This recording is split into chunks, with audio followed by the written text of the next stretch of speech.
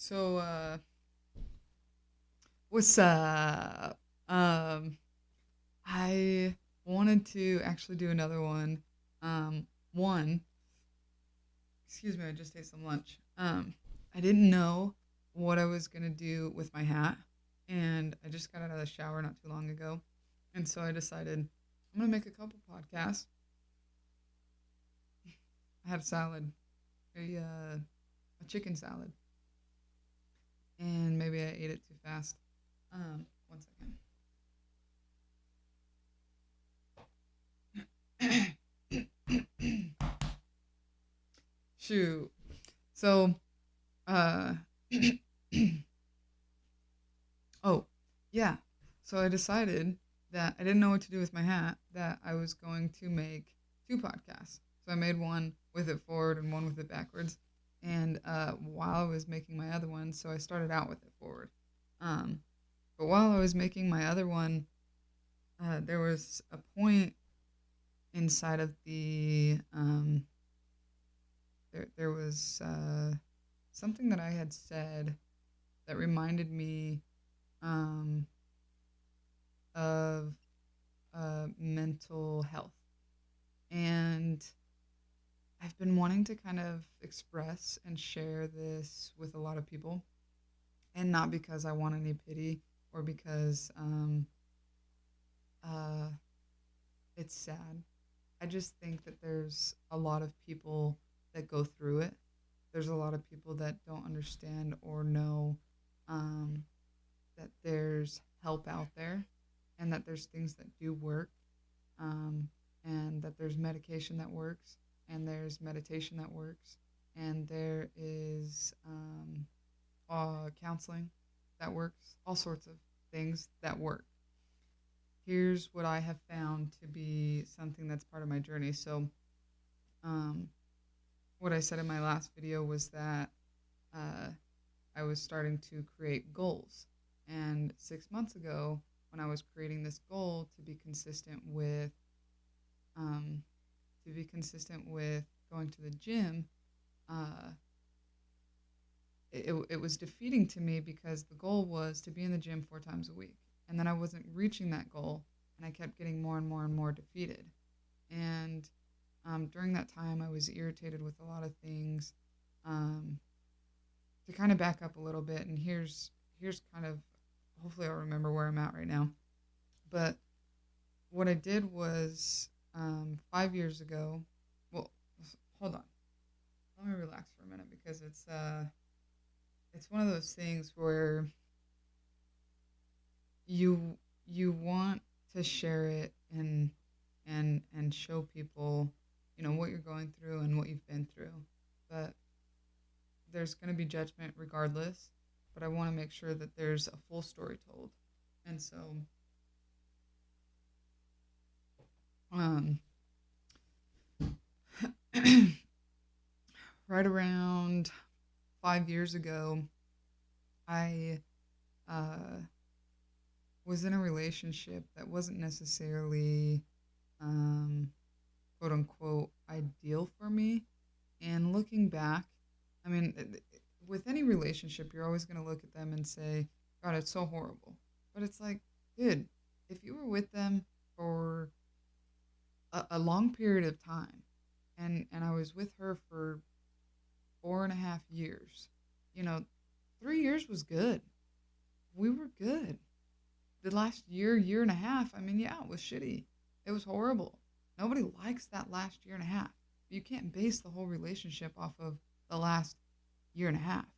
The first 3 years, you're rocky. You're still learning about each other. You're still like finding what ticks, finding what doesn't tick, things as such. But my point is that the first 6 months, it wasn't necessarily a relationship that I should have kept pursuing. Um, Looking back now, but I did. And what happened was I became so complacent with being lazy. I became so complacent with being the person that sits on the couch and watches TV, goes to work, and just does that. Sitting on the treadmill. It was the treadmill type of life. And that's all we did. That's all that environment was like. And that's the only thing that they knew. I say they because there's a couple people in the household. And I fell into it. I fell into the trap. I moved from Idaho to Utah, and we were in a MLM, and ended up just not working out. So we got the 9 to 5 jobs, and it worked for me. It was good. It was working, But I stopped going to the gym. I stopped doing the things that I wanted. I stopped creating life and love the way that I wanted it to be created. I mean, I ended up becoming an adult. I'm 20 years old, having to uh, pay for a home that I didn't know I was ready to pay for. Like, I really, really wasn't ready. And I was an athlete in high school. And I had just quit basketball. Um, Things were going in my head. Kind of that small regret of, did you really want to quit basketball came into play. Not going to the gym, not releasing endorphins, which is very important. Eating like fucking shit. I mean, I shit you not, like bags of hot Cheetos, sitting there with glasses of milk, like eating them every night after coming home from work. So just not a very good environment. And that went on for years.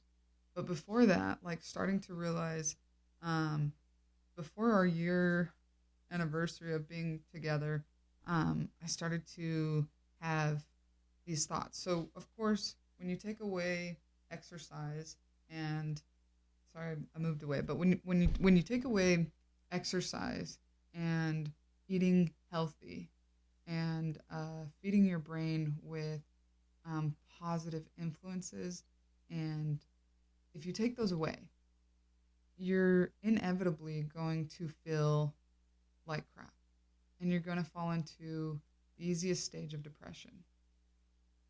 And it that's what happened to me. I ended up going into a depressive state, and it I ended up getting a counselor, and the counselor ended up telling me it's called suicidal ideation, and it wasn't the fact that I was planning to um, uh, take action. I wasn't there. There wasn't a plan set in place for me to take my life or to take action. There wasn't a plan, but it was an idea. It was the fact that I would sit in a bathtub and start to wonder, what if I drowned? And it's not that like I was so selfish that I didn't understand that there's people around me that care about me, and I knew that. I knew it like deeply and intensely, but I didn't feel it. Like it was weird, and it's an inexplainable feeling, and it's something that I know I don't want to go back to. It's something that I hope and pray that nobody has to deal with that. It was a hard um, few months after that, because when I had talked to her about that, I had tried, writing down things. And in the midst, too, I mean, one of my best friends and we went through turmoil. And it's like I lost my best friend. I moved away from my family. I'm eating like shit. I'm not going to the gym. I'm not doing what I want. I'm depending on a family that is giving me a home, and I'm trying to make a relationship work that I knew in the end wasn't going to work anyways. I was very blessed and happy with myself for pushing past that part at moments, but I kicked myself in the ass for not listening to that gut feeling, And women get that gut feeling hardcore. Regardless, I was just in a very, very bad position. So I became super depressed. I had suicidal ideation, you know, uh, and it wasn't happening once in a blue moon. It was happening twice a week, 3 times a week. And when you get to that point, you've become so depressed that it's hard to dig yourself out of the hole. And depression runs in my family. medication, or my family, there's some family members in my life that are on medication for depression and anxiety. And there was a time too, I had just got done. Actually, every time I was smoking, because I was smoking weed at the time, and every time that I was smoking, um, I was getting so anxious and so like, fuck, I'm gonna die. Like my heart was pounding. Like this isn't good. Like we gotta call the cops type shit. Like fuck, I'm back to like high school. Just freaking out. And maybe I could have started with a different strain or done a different strain, and it would have helped my anxiety. But the strain that I was doing, like it was just not helping. And so, and then there was nights like the next day after drinking, um, because the lack of whatever drinking does to you. I mean, it's a depressant regardless. So the next day it was like, shit, like I'm gonna die. Like I remember there was one time I actually went into the hospital thinking that like something was wrong with me. And they did all sorts of blood tests. They pumped me with water. Nothing's wrong. It's anxiety. It was straight up depression and anxiety. So I get on medication and it was helpful. It was so helpful. And I remember talking to my boss and he's like, well, you'll have to be on those for like 5 years. And I'm like, 5 years? My ass. I'm not staying on those for 5 years. Like, hell no. I'll maybe stay on them for a couple years and kind of wean myself off of them and stuff. And 2 years go by, 3 years go by, and I'm still on them. And I'm like, all right, well, whatever. So um, I kind of realized maybe I will. I'll stay on them for as long as I need them. And it's not the end of the world. I don't have to tell everybody. It doesn't have to be this big ordeal or whatever. And it ended up helping. It really, really did. Um, you kind of start to feel like you want to live again. You want to be alive and feel those blessings naturally. So throughout the past 6 years now, it's like I've had the time to really, really understand that there is a chemical in my brain that is not releasing that brings me to a depressive state if I do not have my medication. It's life. I may not be like this forever. There may be a time where I can try again to get off of them. So that brings me to the point where this last year in September, I had decided it had been 5 years and I am so ready to be off of these things. And so I talked to my counselor and I talked to my doctor, and they're like, sure, you're on the lowest dose. Let's check it out. And I figured, hey, like, I'm not in a relationship that I don't want to be in anymore. I've met cool people. I've moved away. I'm doing things on my own. I'm loving myself. I'm going back to the gym. I'm doing things for me. Like, I think I'm in a better position. I'm eating more healthy. So let's try it. Like, I think I'm in a good position. And with any medication going on and off, um, it's it's a process, right? It's a good 2 week,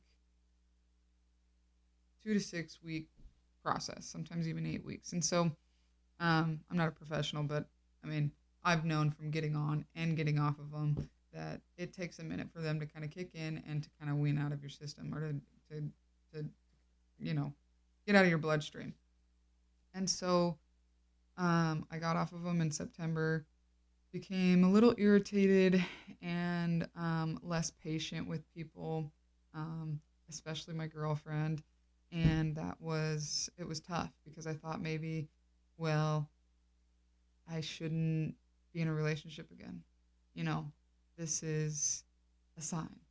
But I had to slow myself down and kind of start thinking, no, it's really more of you're going through the process of trying to cope with what's happening up here by yourself because you haven't done that in 5 years. And what happens with a lot of people is when they become unhappy, when things start to turmoil, the first things that they'll start to blame are their relationships or their job or where they live. So they think once they change their job, I'll be happy. Once I get a better partner, once I get out of this relationship, I'll be happy. Once I move, I'll be happy. That's just not how it works. Anybody knows that. Anybody that's tried that to become happy knows that that's not how you become happy. And so, irritation, less patient, coping strategies, trying to learn just all these things about myself that I hadn't learned in the last 5 years because I've had some sort of medication to help me with my anxiety, bringing down the anxious thoughts. And then uh, the other things are, um, well, it, there wasn't much of like having to cope. Um, so I I kept saying I'll give it a couple more weeks. I'll give it a couple more weeks without them because I really, really did not want to go back on them. I did not want to go back on them. And I was like, this just, I've got to learn how to cope. I've got to learn what what can I do? And I stopped drinking for a couple months. I figured that it's a depressant. I don't want to keep getting depressed. So I stopped drinking and it just, it became, one second.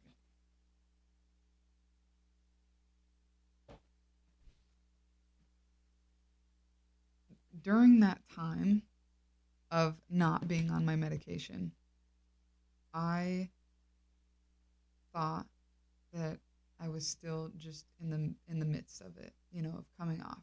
The first 2 months, you're like, well, I just got off my medication, something that I've been dependent on for 5 years. So makes sense, right? And then that third and fourth month, it's like, well, now what's your excuse? There wasn't any. There wasn't. It was just like hard shit to deal with. I didn't know how to cope. I had the tools. It was just that it started to become so hard to get out of bed. It started to become so hard to convince myself that fuck. It started to become hard to get out of bed. It started to become so hard to convince myself that going to the gym once a week is good. That going to the gym twice a week is good. And if you go anymore, it's a bonus. It was getting hard to deal with my own thoughts on a day to day basis. So I decided, well, yeah, yeah. So coming back to the beginning of like where I started with this YouTube video, this podcast, is that I um shit. uh what is it? So without my medication, I was having a hard time feeling uh like I was winning. Like I was accomplishing those small goals. Like I um was getting anything done in this life. So what was happening is that every time I thought of my life as you're a 26-year-old, uh, you sit at home, you're a truck driver, what are you doing? And then even in that moment too, I stopped truck driving and I was doing Lyft.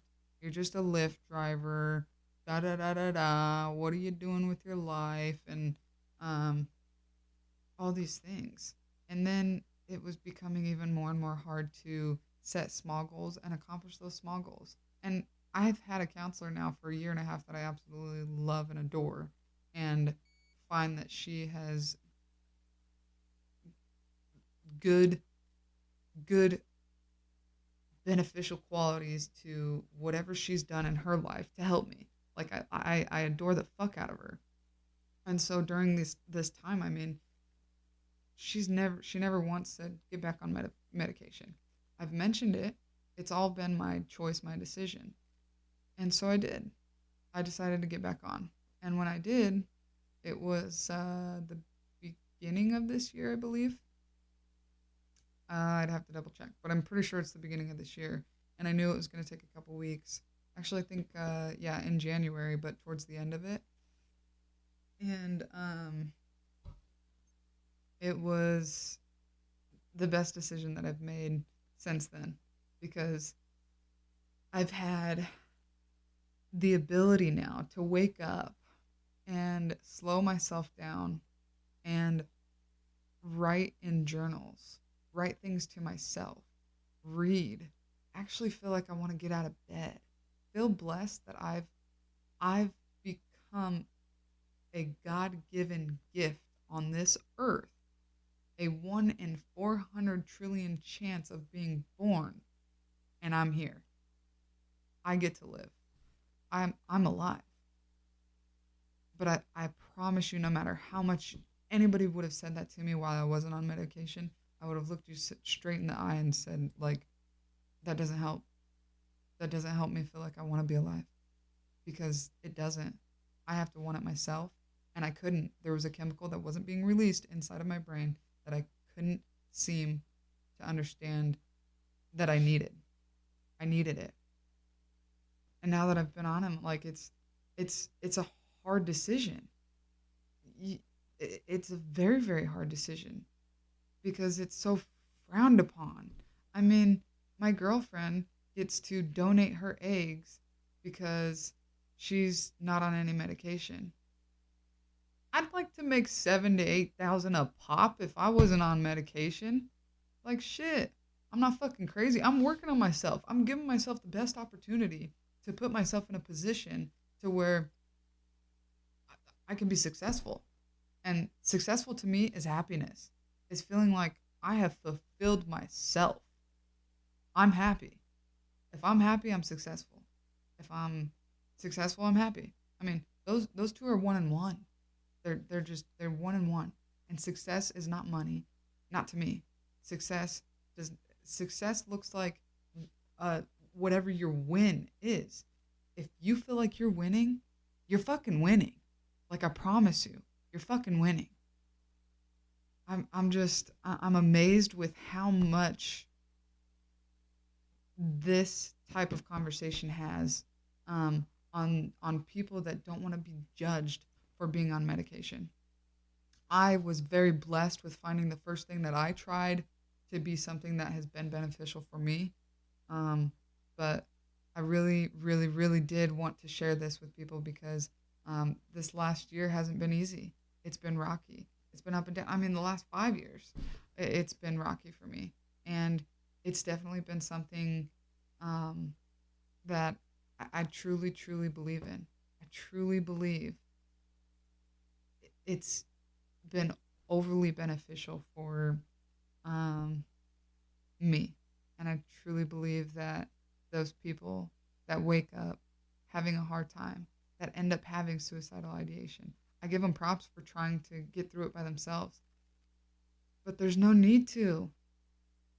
There's no need to. There's stuff that can help. Yes, you can try naturally. Try it. Do what works best for you. There's people that just they don't believe in the medication and they don't want to do it and it can have side effects and all sorts of stuff. Yes, I don't doubt it. I probably might have side effects in 10, 15 years. But today I get to live. Today I get to put forth my best. And hopefully in 5 years when I've got a little bit more under my belt and a little bit more experience and a little bit more self-care, that I'll be able to get off the medication that I'm on. Because it's not a lifetime thing. If it ends up being a lifetime thing, I am okay with it. I am. But I promise every 5 years I'm going to try. And I'm going to try my hardest every single time I try and get off of them. And I'm going to make sure my doctors are on the same page with me. I'm going to make sure that my counselor is okay with it. I've got a support system, and I'm leveraging it. That's what America's about. It's unfortunate that people think that America sucks because America is shitty in its own ways, but we've got a system, and if you leverage it properly, it can be beneficial. But that's politics, and I don't like to talk politics. So, anyways, I would love to hear any stories that anybody wants to talk about their mental health, whether it's getting on medication, what kind of medication I'm on. If you guys want my counselor, she's amazing. I get no referral bonuses, but my girlfriend has probably she's referred me, another friend, I think she's referred 4 people to her, and they all have counseling sessions with her now. And she's just amazing. If she has anything open, I can see if she can take anybody. So let me know. Um, Sorry, I had an itch in my nose. And yeah, I mean, I think it's an important subject to talk about. Male, female, hit me up. Talk about mental health. Um, get it out in the open, and just surpass that uncomfort zone of feeling like you're gonna be diminished for maybe diminished isn't the right word. You're gonna be like, well, I mean, either way, you're gonna get judged. I'm gonna get judged. I'm gonna be judged by somebody that says, I can't believe you're on medication, and gonna get judged by somebody that says, I like this. You know, either way, it's a judgment. But in my opinion, I'm doing it for me. I'm doing it because it's beneficial for me and for my life and for what I'm doing. So, I mean, talk. Just talk. Share. Communicate. Just let me know. I love talking about this shit. This is good stuff. So if you have anything that's on your mind that you want to just express and share and feel like, hey, I went to school with this girl, or I don't even know this woman, and I just want to talk. That's me. You can talk to me because I don't give a fuck. I just like hearing how somebody got somewhere, the process. I'm trying to enjoy the process. So yeah, I'm really really excited to see what kind of feedback I can get on this one. Um, but anyways, like, comment, share, show your friends, uh, be vulnerable with me, be authentic, be yourself, be you. I'm gonna be me, and yeah, we'll talk another day.